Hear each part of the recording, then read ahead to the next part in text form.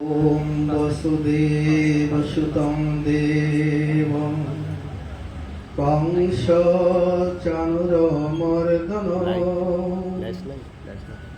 देवकी परमानन्द कृष्णं वन्दे जगद्गुरु। हे कृष्ण करुणा सिन्धु दीनबन्धु जगत्पते गोपेश गोपिकान्त राधाकान्त नमोस्तुते। मूकं करोति वाचालं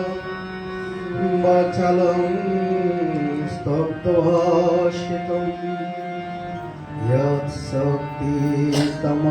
वन्दे सुतेजानन्दगुरुं परम्। ॐ शान्तिः शान्तिः शान्तिः। जय गुरु।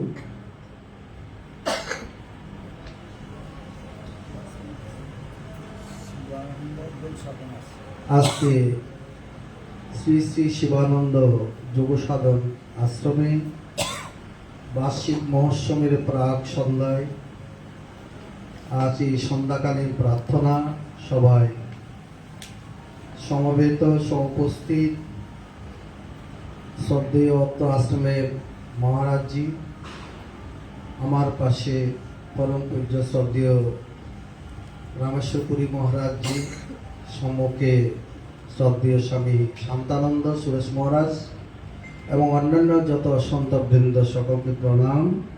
সকল ভক্তবৃন্দকে মাতৃবৃন্দকে ওম নমো নারায়ণে প্রণাম।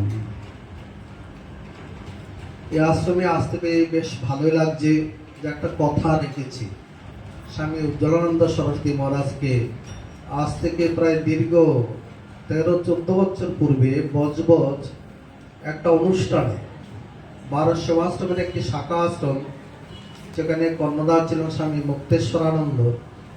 ওই আশ্রমে ফেব্রুয়ারি মাসে আমাদের সঙ্গে যোগাযোগ হয়। তখন এই স্বামীজি মহারাজ বলেছিলেন, মহারাজ একবার আমাদের আশ্রমে আসুন। তো বলেছিলাম হ্যাঁ যাওয়ার ইচ্ছা আছে, কিন্তু দুর্ভাগ্যবশত তার সঙ্গে আমার আর দেখা হয়নি। সাধুদের শরীর তো ব্রহ্মলীন হয়ে গেল। যা বহু বছর পর সুরেশ মহারাজের অনুপ্রেরণা ও ভালোবাসার টানে আসতে পেরে আমার খুব ভালো লাগছে। যে স্বামীজিকে যে কথা দিয়েছিলাম একবার আসার চেষ্টা করব, তার ইচ্ছায় ভগবত ইচ্ছায় যার কৃপায় হোক আসতে পেরেছি। বেশ ভালো লাগছে। আশ্রমের পরিবেশ দেখেও বেশ ভালো লাগছে। গ্রামীণ পরিবেশ, তপবন সদৃশ, চতুর্দিকে তপবনের সাধুরা যেভাবে সাধন ভোজন করে সেরকম একটি মুগ্ধ পরিবেশ। যা উৎসব উপলক্ষে বিভিন্ন মঠে মন্দির আশ্রমে বিভিন্ন অনুষ্ঠান সূচির আয়োজন করা হয়। তার মধ্যে একটা ধর্মকথা বা ধর্মসভা বদল, সাধু সভা বদল করা হয়। কেন করা হয়?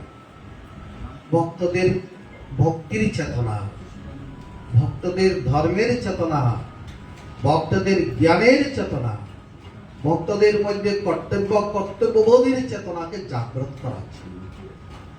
কেন মানব জীবন বড় দুর্লভ। আমাদের পূর্বপুরুষগণ বলেছেন, দুর্লভং ত্রয়মেবৈত দেবানুগ্রহ হেতুকম মনুষ্যত্বং মোক্ষত্বং মহাপুরুষ সংশ্রয়। মানব জীবনে আমরা মনে করি টাকা পয়সা, ধন সম্পত্তি, বিল্ডিং, গাড়ি বাড়ি এগুলো দুর্লভ, পেয়ে গেলে বেশ ভালোই লাগলো। কিন্তু সাধু মহাত্মারা, যারা ঋষি মুনি মহাপুরুষ, তারা এই কথা বলেন না। আচার্য শঙ্করের এই কথা এটা যে মানব জীবনের 3টা জিনিস দুর্লভ। একটা হচ্ছে মনুষ্য জন্ম লাভ করে মনুষ্যত্ব অর্জন। আমরা সবাই মনুষ্য দেহ পেয়েছি, আমাদের সকলকে মনুষ্যত্ব বোধ আছে, এটা বড় দুর্লভ। তো মানুষ হয়ে জন্মগ্রহণ করে মনুষ্যত্ব অর্জনের জন্য, মানব চেতনাটা কি এটা বোঝার জন্য বিভিন্ন মঠে মন্দিরে সমস্ত ধর্মসভা, কথা সভার সৎসঙ্গের আয়োজন করা হয়। এই মনুষ্যত্ব কিভাবে রক্ষা হবে? মনুস্মৃতি বলেছেন। আমাদের মনুস্মৃতি, স্মৃতি, শ্রুতি, সদাচার, বেদ, উপনিষদ এগুলো হচ্ছে আমাদের শাস্ত্র। শাস্ত্র হচ্ছে অনুশাসন বাণী।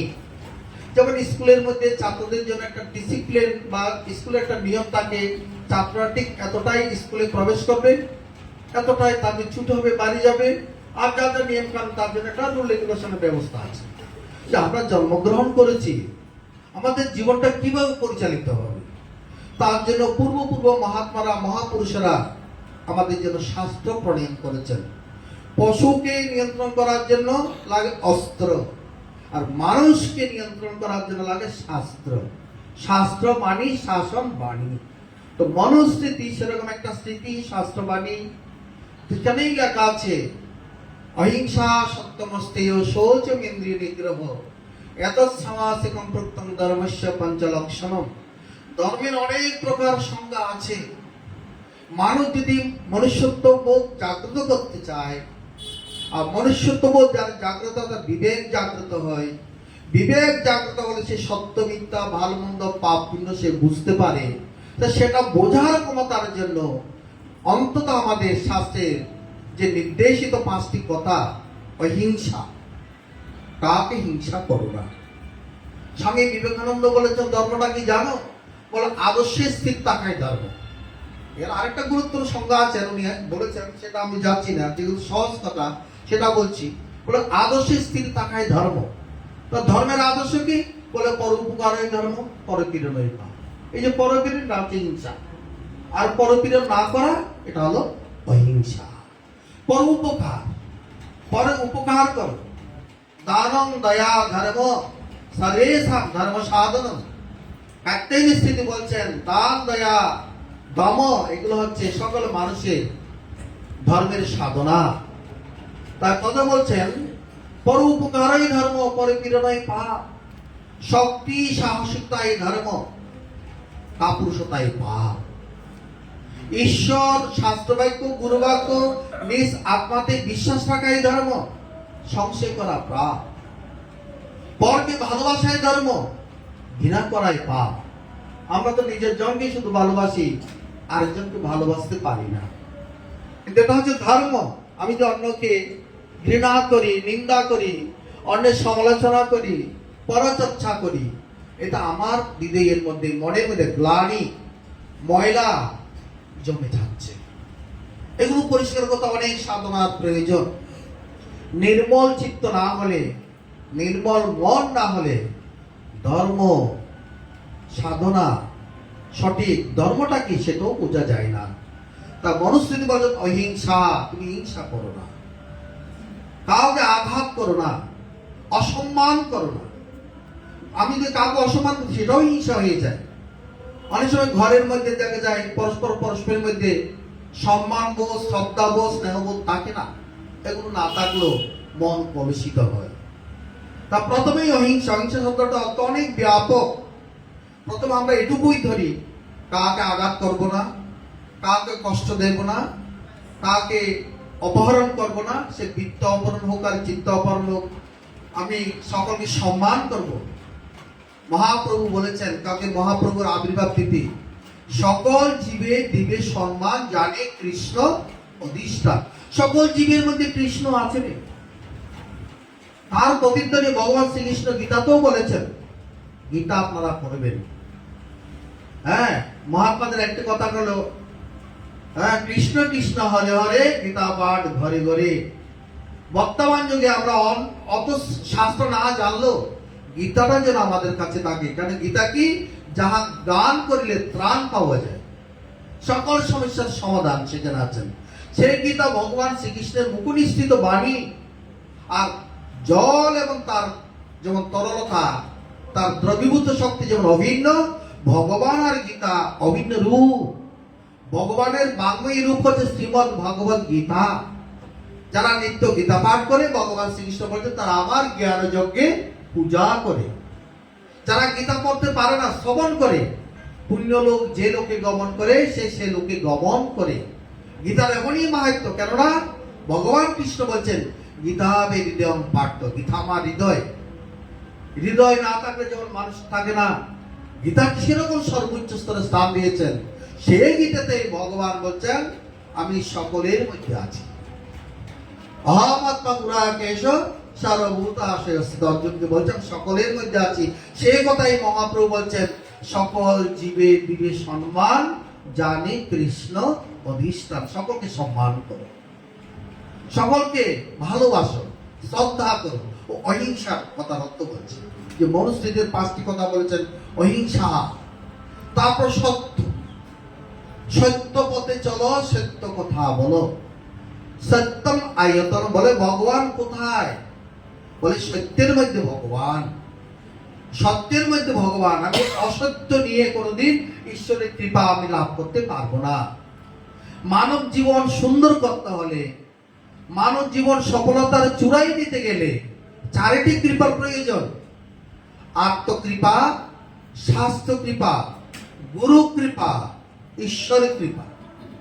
আত্মকৃপা মানে আমি সাধনা করব, গুরুর কাছে যাব, সাধন নেব, শাস্ত্রের অনুশাসন মানব, 12 মাসের 13 ব্রত পালন করব, আমার নিজের জীবন ঊর্ধ্ব দিকে পরিবর্তন ঘটাবো। এই যে চেষ্টা, এটা হলো আত্মকৃপা। গুরু আমাকে মন্ত্র দিল, সাধন দিল, কিন্তু আমি তা করলাম না। শেষে শুধু বললাম অমুক গুরুর কাছে মন্ত্র নিলাম, কই ধন দৌলত টাকা পয়সা জীবন উন্নতি কিছু হচ্ছে না। মহাত্মারা বলছেন সাধু গুরু বৈষ্ণব তিনের কৃপা হলো, একের কৃপা বিনে জীব 4 কারে গেল। আমার উপর সাধু কৃপা আছে, গুরুর কৃপা আছে, বৈষ্ণবের কৃপা আছে, আমার নিজের কৃপা নেই, আমার চেষ্টা নেই। সাধুর কথাকে মান্য করা, গুরুর কথাকে মান্য করা, বৈষ্ণবের কথাকে মান্য করার ইচ্ছা আমার মধ্যে নেই। আমি যদি ঘরের মধ্যে বসে থাকি, সূর্যের রশ্মি পাবো? সূর্যের আলো পেতে গেলে, সূর্যের তাপ পেতে হলে ঘর থেকে একটু বেরোতে হবে। তো আমরা কি করি? আমাদের সকাল হয়, সকাল 10টায় সূর্যদেব তখন অনেক উঠে গেছেন। যেখানে সকাল উঠে সূর্যকে প্রণাম করা আমাদের কর্তব্য। সকালে ঘুম থেকে উঠে করাগ্র দর্শন করা আমাদের কর্তব্য। কেন করাগে বসতি লক্ষ্মী করে বলে সরস্বতী করে মধ্যে তু গোবিন্দ প্রভাতে করে দর্শন। কয়জনে করি? তো আমাদের লক্ষ্মী সরস্বতী আসবে কি করে? আমরা তো লক্ষ্মীকেও চাই, সরস্বতীকেও চাই, ধনও চাই, বিদ্যাও চাই, কিন্তু কর্ম তো করি না। তার শাস্ত্র বলতে করাগ্রে বসতি লক্ষ্মী, করর অগ্রভাগে লক্ষ্মী বাস করে। আমি সকালে ঘুম থেকে উঠে ব্রাহ্ম মুহূর্তে করাগ্র দর্শন করি, করমূলে সরস্বতী দর্শন, আমার মধ্যে বিদ্যা আসবে, আমার মধ্যে ধন আসবে। করমধ্যে তু গোবিন্দ, গোবিন্দ আছে মাঝখানে, গোবিন্দ দর্শন করি, স্মরণ করি, আমার মধ্যে গোবিন্দের কৃপা হবে। তাই বলছিলাম ওই একের দয়া বিনে জীব 4 কারে গেল। এই যে সত্য পথে চলা, সত্য কথা বলা, সত্যের মধ্যে ভগবানের বাস, এই সত্যকে যে ধরে রাখে জীবন চলার পথে তার অনেক কষ্ট, কিন্তু সে জয়ী হবে। সে জয়ী হবে, সত্যকে ধরে রাখে, সে ধর্মকে ধরে রাখে। যথা ধর্ম তথা জয়। গীতাও ভগবান বলেছেন যত্র যোগেশ্বর কৃষ্ণ যত্র পার্থ ধনুর্ধর। হ্যাঁ, তুমি যদি এভাবে চলো, তোমার মধ্যে ধ্রুবা, নীতি, ভূতি, স্মৃতি, জ্ঞান, বিজ্ঞান, সত্য সবকিছু তোমার লাভ হবে। এই যে মানুষের মনুষ্যত্ব জীবন রক্ষার জন্য আমাদের দ্বিতীয় সত্য হলো শাস্ত্র অনুসারে সত্য কথা বলো, সত্য পথে চলো এবং সত্যকে সন্ধান করো। সত্যং পরম ধীমহি, ভাগবতের মঙ্গলাচরণ শ্লোকে ব্যাস বলছেন সত্যং পরম, যে আমি সত্যকে ধ্যান করি। সত্য মানে সত্য স্বরূপ পরমাত্মাকে আমি ধ্যান করি। কারণ নিত্য যদি আমাদের ধ্যান না থাকে, আমি দ্বিমান হলাম, আমি চঞ্চল হলাম। আমরা সকলে বলি মন চঞ্চল, ছেলে চঞ্চল, মেয়ে চঞ্চল, কথা শোনে না। কেননা আমাদের মন এই জন্যই চঞ্চল, আমরা নিত্য ধ্যান করি না। ধ্যান চঞ্চল মনকে স্থির করে, অস্থির মনকে সুস্থির করে, ধর্ম চেতনা উশৃঙ্খল জীবনকে সুশৃঙ্খল করে। এই ধর্মের অপরিহার্য রূপ ধ্যান করলে তবে তার বিবেক জাগ্রত হবে, সত্যে তার মতি হবে। মনুস্মৃতি 3 নম্বর বলছেন অস্তেয়, চুরি না করা। স্তেয় শব্দের অর্থ চুরি করা, অস্তেয় চুরি না করা। চুরি শব্দের অর্থ অনেক ব্যাপক করতে আমাদের শাস্ত্রে। আমরা সাধারণত মনে করি অপরের দ্রব্য অপহরণ করা চুরি, কিন্তু এর মধ্যে কর্তব্য চুরি, বস্তু চুরি, ভাব চুরি, বৃত্ত চুরি, অনেক কথা আছে।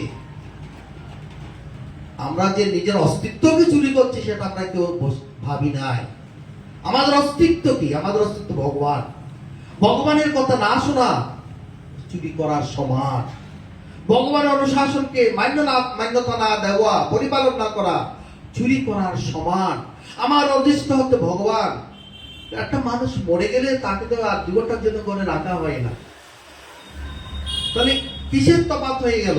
একটা জীবন্ত মানুষ, একটা মৃত মানুষের তফাৎটা কি? তফাৎ হলো ওই মানুষের মধ্যে আত্মস্বরূপ ভগবান নেই, এর মধ্যে আত্মস্বরূপ ভগবান আছে।